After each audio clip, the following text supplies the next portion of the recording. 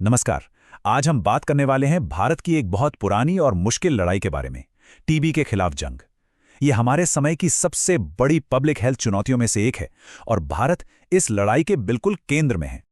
जरा सोचिए, हम 2024 में हैं और टीबी जैसी एक सदियों पुरानी बीमारी ने दुनिया भर में 1,07,00,000 से ज्यादा लोगों को अपनी चपेट में ले लिया है। ये नंबर सच में चौंकाने वाला है। तो सवाल ये उठता है कि इस ग्लोबल लड़ाई का एपिसेंटर यानी इसका केंद्र कहाँ है, और इसका जवाब हमें सीधा भारत ले आता है, जो इस जंग में बिल्कुल फ्रंट लाइन पर खड़ा है। तो आज के इस विश्लेषण में हम क्या क्या देखने वाले हैं। सबसे पहले समझेंगे कि टीबी दुनिया के लिए इतना बड़ा खतरा क्यों है, फिर देखेंगे भारत पर इसका कितना बड़ा बोझ है, हमारी नेशनल स्ट्रैटेजी क्या है, उससे कितनी तरक्की हुई है, और आखिर में आगे हमारे सामने कौन कौन सी चुनौतियां हैं। तो चलिए सबसे पहले ये समझते हैं कि आखिर टीबी आज भी पूरी दुनिया के लिए इतना बड़ा सिरदर्द क्यों बना हुआ है। देखिए, टीबी बैक्टीरिया से होने वाली एक संक्रामक बीमारी है और कमाल की बात तो यह है कि इसका इलाज मौजूद है, फिर भी ये दुनिया के सबसे जानलेवा इन्फेक्शंस में से एक बनी हुई है। सिर्फ 2024 में ही सोचिए 13 लाख से ज्यादा लोगों की जान चली गई। और इसी बात को वर्ल्ड हेल्थ ऑर्गेनाइजेशन का ये कोट बहुत अच्छे से समझाता है।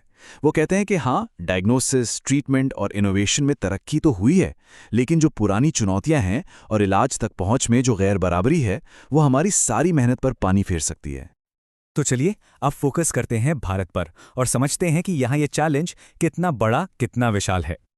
ये आंकड़ा देखिए, ये सच में चौंकाने वाला है।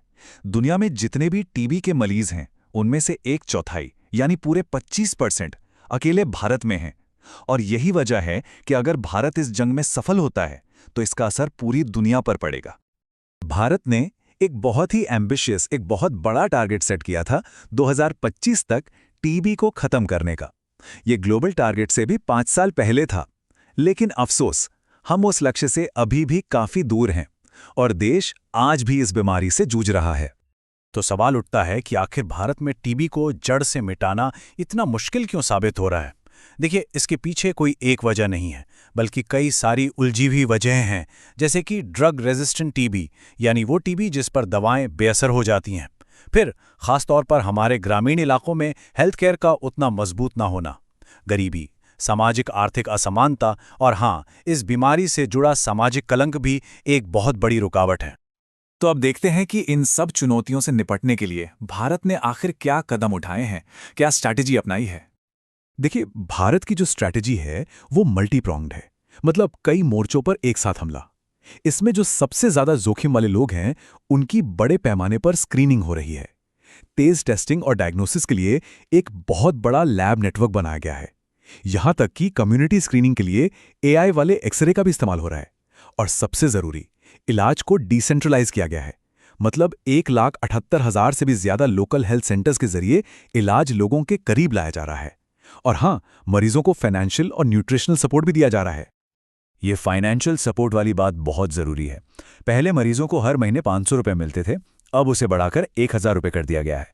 ये एक बहुत बड़ा और जरूरी कदम है, क्योंकि टीबी का इलाज लंबा चलता है और ये अक्सर मरीजों और उनके परिवारों पर एक बड़ा आर्थिक बोझ डालता है। तो इतनी बड़ी, इतनी जबरदस्त स्ट्रैटेजी, सवाल यह है कि इसका नतीजा क्या निकला। और यहां से कहानी काफी दिलचस्प हो जाती है। ये नंबर देखिए, 21%। 2015 से 2024 के बीच भारत ने टीबी के मामलों में 21% की गिरावट दर्ज की है। ये एक बहुत बड़ी कामयाबी है। और ये 21% की गिरावट इसलिए भी खास है क्योंकि भारत में टीबी के मामले जिस रफ्तार से कम हो रहे हैं, वो पूरी दुनिया के एवरेज से लगभग 2 गुनी है। इससे पता चलता है कि भारत की कोशिशें सही दिशा में जा रही हैं। यही नहीं, भारत का जो ट्रीटमेंट कवरेज है वो भी बढ़कर 82% हो गया है। इसका सीधा मतलब है कि अब ज्यादा से ज्यादा मरीजों तक इलाज पहुंच पा रहा है और ये आंकड़ा भी हमें दूसरे कई बड़े देशों से आगे रखता है। और इन सब कोशिशों का असर कितना बड़ा है, इसका अंदाजा इस नंबर से लगाइए। टीबी का समय पर इलाज, जो कि भारत की स्ट्रैटेजी का एक बहुत अहम हिस्सा है, इसी की वजह से साल 2000 से लेकर अब तक पूरी दुनिया में करीब 8.5 करोड़ जानें बचाई जा सकी हैं। एक बहुत बड़ा नंबर। तो अब तक की कहानी तो काफी अच्छी है, काफी उम्मीद जगाने वाली है, लेकिन ये लड़ाई अभी खत्म नहीं हुई है। अभी भी रास्ते में कई बड़ी रुकावटें, कई बड़ी चुनौतियां बाकी हैं। और शायद सबसे बड़ा खतरा है फंडिंग का। ये चार्ट देखिए, ये सब कुछ साफ कर देता है। दुनिया भर में टीबी से लड़ने के लिए जितने पैसे चाहिए, उसका 1/4 से भी कम अभी उपलब्ध है। और जब पैसा ही नहीं होगा तो ये लड़ाई आगे कैसे बढ़ेगी? लेकिन फंडिंग की इस बुरी खबर के बीच एक अच्छी खबर भी है, और वो है इनोवेशन। साइंस और टेक्नोलॉजी के फील्ड में बहुत काम हो रहा है। आप देखिए, 2015 में सिर्फ 8 दवाएं ट्रायल में थीं, और अब 53 डायग्नोस्टिक टेस्ट और 29 नई दवाएं डेवलपमेंट में हैं। इतना ही नहीं, 18 वैक्सीन कैंडिडेट्स भी ट्रायल्स में हैं। ये सब गेम चेंजर्स साबित हो सकते हैं।